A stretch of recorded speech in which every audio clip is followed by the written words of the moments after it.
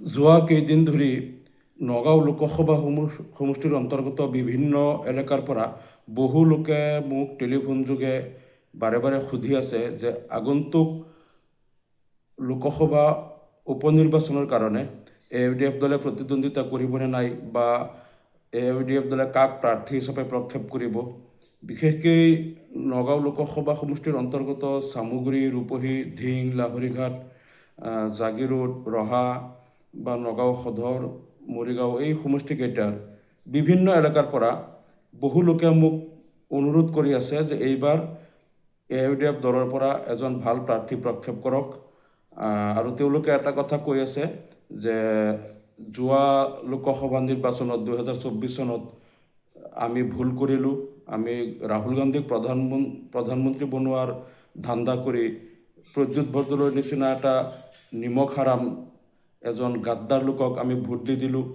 আৰু এই যোৱা বিধানসভা নিৰ্বাচনত গৌৰৱ গগৈক মুখ্যমন্ত্ৰী বনোৱাৰ ধান্দাত সকলোৱে চকু মুদি প্ৰাৰ্থীৰ যোগ্যতা, প্ৰাৰ্থীৰ শিক্ষাগত অৰ্হতা বা প্ৰাৰ্থীৰ কোনো ধৰণৰ ভাল বেয়া চিন্তা নকৰি সকলোৱে চকু মুদি হাতৰ ছবিত ভোট দিলোঁ। গৌৰৱ গগৈ মুখ্যমন্ত্ৰী হ'ব নোৱাৰিলে, নিজেই হাৰি থাকিল, কংগ্ৰেছৰো চৰকাৰ নহ'ল আৰু অসম বিধানসভাৰ বহু যোগ্য প্ৰতিনিধিক অসমৰ পৰা আমি হেৰুৱাই পেলালোঁ, যিসকলে আমাৰ জাতিৰ কাৰণে মাত মাতিলে হয়। এনেকৈ বহু লোকে মোক লগ পাই বা টেলিফোন যোগে তেওঁলোকে অনুৰোধ কৰি আছে আৰু তেওঁলোকে এটা কথা কৈ আছে যে এইবাৰ আমি যি ভুল যোৱা দিনত কৰিলোঁ সেই ভুলৰ কিন্তু এইবাৰ আমি অনুশোচনা কৰিম। এইবাৰ সেই ভুল যিটো ভুল আমাৰ দ্বাৰা হৈ গ'ল আমি এতিয়া অনুতপ্ত হৈছোঁ আৰু সেই ভুলৰ আৰু পুনৰাবৃত্তি নকৰোঁ। আৰু এইবাৰ আমি এটা ভাল সিদ্ধান্ত ল'ম। AUDF দলৰ এজন ভাল প্ৰাৰ্থী দিয়ক। আমি এইবাৰ কংগ্ৰেছক ভোট নিদিওঁ, AUDF দলৰ ভাল প্ৰাৰ্থীক ভোট দি লোকসভা সমষ্টিৰ উপনিৰ্বাচনত আমি নগাঁৱৰ পৰা এজন ভাল প্ৰাৰ্থীক জিকাই দিম। বহুত লোকে মোক লগ পাই হওক বা টেলিফোন যোগে হওক অনুৰোধ কৰি আছে। তো মই সকলো লোকক টেলিফোনত উত্তৰ দিয়াটো সম্ভৱ নহয়, সেইকাৰণে মই সংবাদ মাধ্যম বা ছ'চিয়েল মিডিয়াৰ জৰিয়তে মই আপোনালোকক জনাব বিচাৰিছোঁ যে আপোনালোক নিশ্চিন্ত থাকক।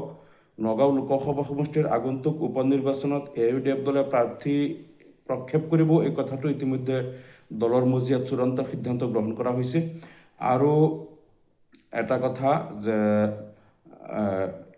ৰাইজে যিটো অনুভৱ কৰি আছে আৰু ৰাইজে যিটো কৈ আছে যে আমি যিটো ভুল যোৱা বিধানসভা নিৰ্বাচনত বা 2024 লোকসভা নিৰ্বাচনত যিটো ভুল কৰিলোঁ সেই ভুলটো আমি এইবাৰ নকৰোঁ আৰু আমি ভুলৰ সংশোধন কৰিম। এই যে অনুভূতিটো আহিছে এইটো কাৰণে মই নগাঁও লোকসভা সমষ্টিৰ ভোটাৰ ৰাইজক মই ধন্যবাদ জ্ঞাপন কৰিছোঁ। কাৰণ ভোটাৰ ৰাইজে এটা কথা তেওঁলোকে বুজি পাইছে যে এইবাৰ নগাঁও লোকসভা সমষ্টিত উপনিৰ্বাচনত আমি কিয় মুখামুখি হ'ব লগা হ'ল। অসমৰতো অন্য কোনো লোকসভা সমষ্টিৰ নিৰ্বাচন নাই, কেৱল নগাঁৱত কিয় নিৰ্বাচন হ'ব গৈ আছে যে আমি এজন গাদ্দাৰ আৰু কেৱল কংগ্ৰেছৰ হাতৰ ছবিৰ ফালে চাই এজন গাদ্দাৰক ভোট দিছিলোঁ, যাৰ কাৰণে তেওঁ আমাৰ লগত বিশ্বাসঘাতকতা কৰি বিজেপিত গুচি গ'ল। আৰু তেতিয়াই কিন্তু এই কথাটো বাৰে বাৰে আমি কৈছিলোঁ যে প্ৰদ্যুৎ বৰদলৈ নিজেও বিজেপিৰ এজেণ্ট আৰু কংগ্ৰেছে জানি শুনি তেওঁক টিকেট দিছিল বিজেপিৰ লগত গোপন বুজাবুজি কৰি। কাৰণ যোৱা 2024 লোকসভা নিৰ্বাচনৰ আগে আগে এটা কথা কিন্তু সংবাদ মাধ্যমত প্ৰচাৰ হৈছিল যে প্ৰদ্যুৎ বৰদলৈ বিজেপিত যাব আৰু বিজেপিৰ পৰা প্ৰদ্যুৎ বৰদলৈক নগাঁও লোকসভা সমষ্টিৰ টিকেট দিব। এই কথাটো খবৰ পাই জানি শুনিও কংগ্ৰেছে তাৰপিছত প্ৰদ্যুৎ বৰদলৈক টিকেট দিছিল। ইতিমধ্যে প্ৰদ্যুৎ বৰদলৈয়ে ফুলৰ বুকি উপহাৰ দি মুখ্যমন্ত্ৰী ডক্টৰ হিমন্ত বিশ্ব শৰ্মাৰ লগত সাক্ষাৎ কৰা আৰু তেওঁক ফুলৰ বুকি উপহাৰ দিয়া সেই ফটোখনো ভাইৰেল হৈছিল। কিন্তু ভাইৰেল হোৱাৰ পিছতো কিন্তু কংগ্ৰেছ দলে নাজানো বিজেপিৰ লগত কি গোপন বুজাবুজিৰে নে ডক্টৰ হিমন্ত বিশ্ব শৰ্মাৰ শ্ৰুতলিপি মতে তেওঁক টিকেট দিছিল। কাৰণ বিজেপি দলে আৰু মুখ্যমন্ত্ৰী হিমন্ত বিশ্ব শৰ্মাই ভালকৈ জানে নগাঁও লোকসভা সমষ্টিত বিজেপি জিকিব নোৱাৰে। গতিকে তেওঁলোকে ইয়াত কৌশলেৰে কংগ্ৰেছক হাত কৰি লৈ কংগ্ৰেছৰ পৰা এনেকুৱা এজন লোকক প্ৰাৰ্থিত্ব দিয়াইছিল ডক্টৰ হিমন্ত বিশ্ব শৰ্মাই, যিজনে হাতৰ ছবিত ভোট পাব, যিকি কংগ্ৰেছৰ পৰা যাতে সহজতে বিজেপিলৈ তেওঁলোকে আনিব পাৰে। সেইমতেই প্ৰদ্যুৎ বৰদলৈক ডক্টৰ হিমন্ত বিশ্ব শৰ্মাৰ ইচ্ছামতেই কংগ্ৰেছে টিকেট দিছিল। এই কথাটো কিন্তু ৰাইজে বুজি পাইছে যে এই যে কংগ্ৰেছৰ বিশ্বাসঘাতকতা, কংগ্ৰেছৰ পৰা যিকি বিজেপিত যোৱা 5 বছৰত অসমত প্ৰায় 23জনৰ ওপৰত সাংসদ, বিধায়ক বা APCCৰ সভাপতি 23জনতকৈ ডাঙৰ ডাঙৰ নেতা অধিক কিন্তু কংগ্ৰেছৰ পৰা বিজেপিত গৈছে।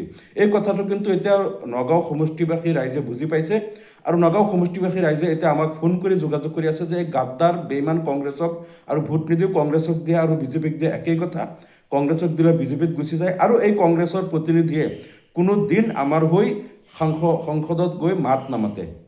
প্ৰদ্যুৎ বৰদলৈ ইমান 7.5 লাখ মিয়া মানুহৰ ভোট পাই তেওঁ জিকিল, কিন্তু তেওঁ কোনোদিন এটা মাত নামাতিলে।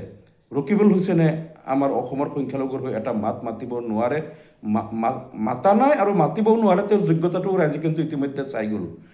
আৰু এতিয়া অসমৰ কাৰণে এটা দুৰ্ভাগ্যৰ কথা যে অসমত এটা বৃহত্তম জনগোষ্ঠী প্ৰায় 1.5 কোটি মুছলমান লোকৰ ওপৰত যিটো দুৰৱস্থা, তেওঁলোকক নামত যিটো উচ্ছেদ বা এই মুছলমান লোকসকলক পুছবেক কৰাৰ নামত হওক বা ডিটেনশ্যন কেম্পৰ নামতেই হওক, তেওঁলোকক কেতিয়াবা গোমাংসৰ নামত এৰেষ্ট কৰা, বিভিন্ন ধৰণে যে হাৰাশাস্তি কৰা হৈ আছে, এই হাৰাশাস্তি কৰাৰ কথাটো কিন্তু এতিয়া দিল্লী লোকসভাৰ মজিয়াত উত্থাপন কৰাৰ কোনো এজন প্ৰতিনিধি বৰ্তমান নাই।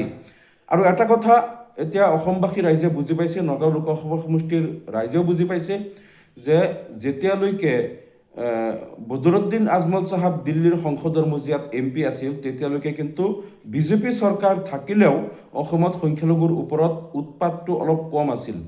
কাৰণ 2024 চনৰ লোকসভা নিৰ্বাচনৰ পূৰ্বে বিজেপি চৰকাৰে যদিও উচ্ছেদ কৰিছিল, কিন্তু খুব কম, অলপ উচ্ছেদ কৰিছিল।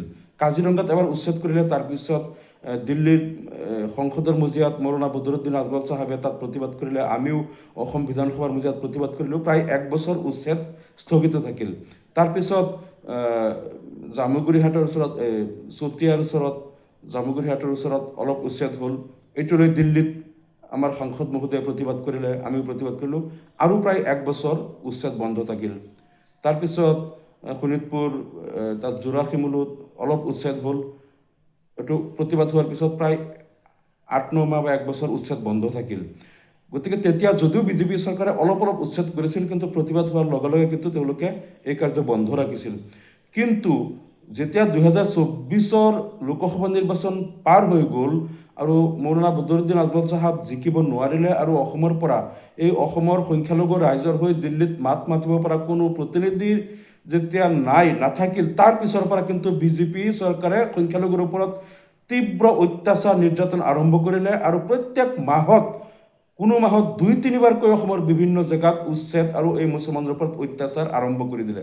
কাৰণ এই বিজেপি চৰকাৰে তেতিয়া বুজি পালে যে এতিয়া দিল্লীৰ মজিয়াত এই সংখ্যালঘুৰ হৈ মাত মতাৰ কোনো তাত প্ৰতিনিধি নাই। আৰু যোৱা 2টা বছৰত যিমান উচ্ছেদ কৰিলে, যিমান অত্যাচাৰ কৰিলে, বিগত 50 বছৰতো সিমান নহ'ল। কিয় এইটো কৰিবলৈ সাহস পালে?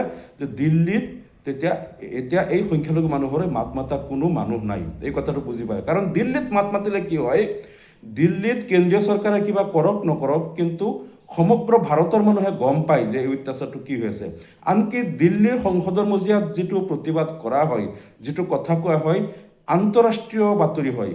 কাৰণ পৃথিৱীৰ সকলো দেশৰ, এছিয়া, ইউৰোপ, আফ্ৰিকা, অষ্ট্ৰেলিয়া বা বিভিন্ন মহাদেশৰ বিভিন্ন দেশৰ আন্তঃৰাষ্ট্ৰীয় চেনেল আৰু সাংবাদিকসকল দিল্লীত থাকে।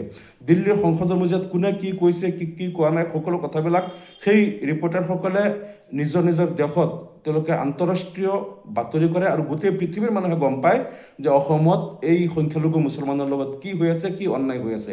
গতিকে সংসদৰ মজিয়াত কথা ক'লে গোটেই পৃথিৱীত যিহেতু কথাটো ৰাইজে গম পায়, গোটেই পৃথিৱীৰ মানুহে গম পায়, তেতিয়া কিন্তু চৰকাৰে অলপ এইবিলাক অমানৱীয় বা অনৈতিক কাম কাজ কৰিবলৈ অলপ কিন্তু তেওঁলোকে ভয় পায় বা অলপ তেওঁলোকে শংকিত হয়, অলপ কুণ্ঠাবোধ কৰে। কিন্তু বৰ্তমান এই যোৱা 2 বছৰত, 2024 পিছৰ পৰা কিন্তু দিল্লীৰ সংসদৰ মজিয়াত আমাৰ এই জনগোষ্ঠীৰ হৈ মাত মতাৰ কোনো মানুহ নাই, যাৰ কাৰণে বিজেপিয়ে অত্যাচাৰৰ ষ্টিম ৰোলাৰ চলাইছে। সমগ্ৰ অসমত কিন্তু এই বিজেপিয়ে এই সংখ্যালঘু নিৰ্যাতন ইচ্ছামতে কৰি গৈছে, কাৰণ দিল্লীত মাত মাতাৰ কোনো মানুহ নাই। গতিকে নগাঁও লোকসভা সমষ্টিৰ ভোটাৰ ৰাইজক মই জনাইছোঁ যে আপোনালোকে বহুতে মোৰ লগত টেলিফোনত যোগাযোগ কৰি আছে, আপোনালোক নিশ্চিন্ত থাকক। এইবাৰ অন্ততঃ এজন ভাল শক্তিশালী প্ৰতিনিধি আমি প্ৰাৰ্থী আমাৰ দলৰ পৰা নগাঁও লোকসভা সমষ্টিত আমি প্ৰাৰ্থী প্ৰক্ষেপ কৰিম।